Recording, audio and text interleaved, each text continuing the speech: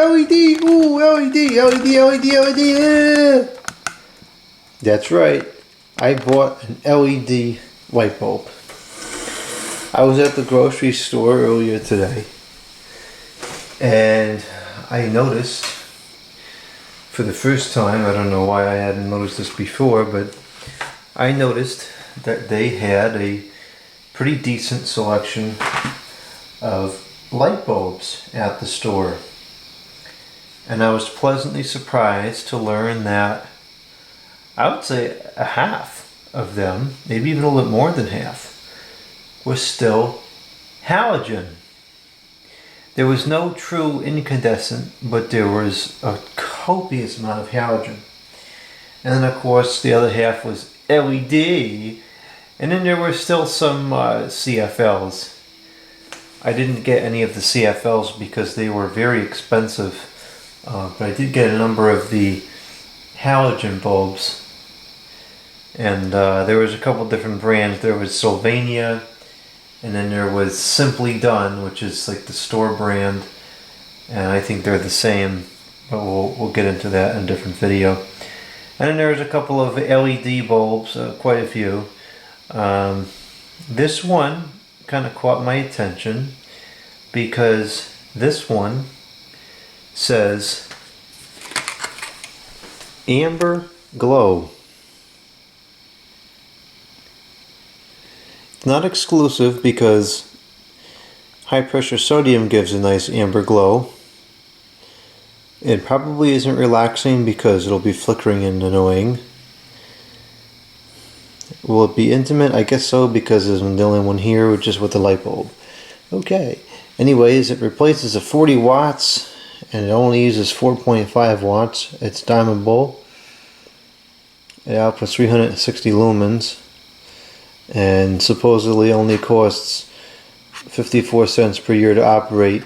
But those estimated energy costings are kind of a joke because the price of electricity fluctuates.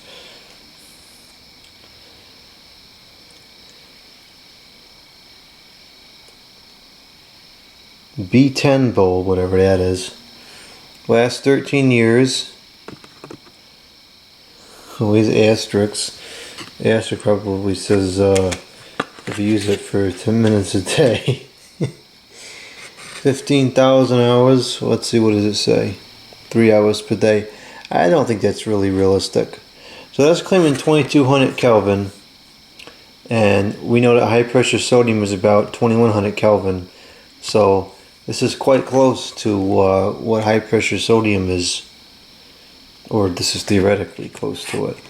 And there's a whole bunch of tiny font here, which I don't know what it says because I don't have a magnifying glass in here. I'm sure none of it is of any consequence. It's got warnings and whatever. Imported by LED Vance LLC, made in China. Suggested use.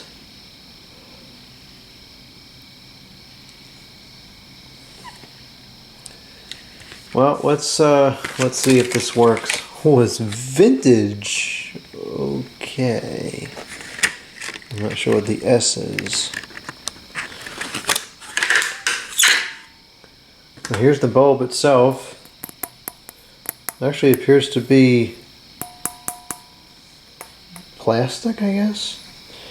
Yeah, I think it's plastic. It's got some writing on there, but it's not going to the focus, I guess.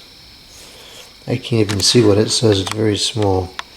Sylvania 5ELB LED lamp, dimmable, 45 milliamps, 4.5 watts, 120 volts, suitable for damp locations, 220 Kelvin. So, let's see. Bulb itself is kind of a neat shape with the flame tip on there. It's very, it's got 4 thin filaments in there. A lot of people have been saying these filament bulbs are better. Let's see. I got this lamp here, which I need a small bulb for, a dim bulb. I don't want something real bright in here because the shade doesn't have much refraction to it. So Let's see, I'll put that in here. Let's turn this on. Now let's see what it looks like. Huh. It actually does kind of have a amber glow to it. That's surprising. It does in fact kind of look like high pressure sodium. Turn this other light off here. Huh. Unbelievable. It really does. It kind of looks like high pressure sodium. It's not quite as orange, but it totally has that orange high pressure sodium tint to it. Now I don't think that the camera is going to really show it because it'll probably auto weight balance to correct it, but it very much has a neat high pressure sodium glow. And it doesn't seem like it flickers too much. Now it's too bright for this particular lamp. I think I need like a 20 watts or something for this lamp. Just because the way the shade is, it's uncomfortable to have that much light unshaded. But wow, I'm really pleasantly surprised with this. It doesn't seem like it flickers that much. And it is kind of an amber glow. Really surprising. Really quite surprising. That's what the bulb looks like. The 4 filaments. Yeah, it's not even really screwing up the video too much.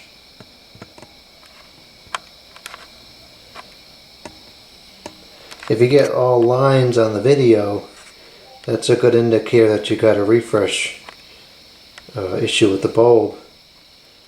At least on the preview it looks pretty decent. I'm really surprised. I'm really quite surprised. Let me grab the piece of paper and see how much this cost. I don't remember. Let's see here. The bulb cost $8.49, which is kind of expensive. But if it lasts as long as it claims it will, or somewhere near there, and it looks kind of decent. Huh. I'm really surprised by this. It's actually decent. Now, I haven't used it long enough to tell me if to know if this will give me a headache or not, but it just for now, in the last couple of minutes, it doesn't appear to be unpleasant at all. And I can usually tell right away if it's going to be unpleasant, but this doesn't seem too bad. Well, it's definitely too bright for the fixture. It's not a function of the bulb though. I mean, well yeah, it's not a function of the bulb itself. It's just a function of the wattage is too high. I need a dimmer bulb for this lamp.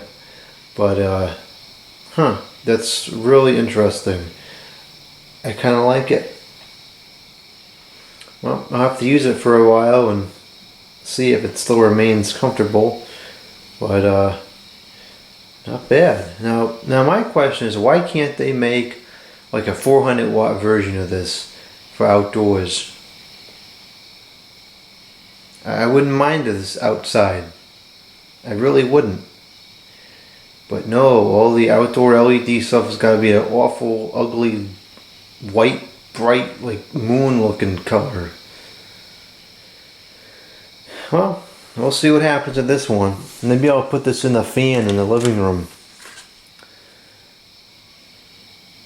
This is the first LED bulb I don't find totally repulsive.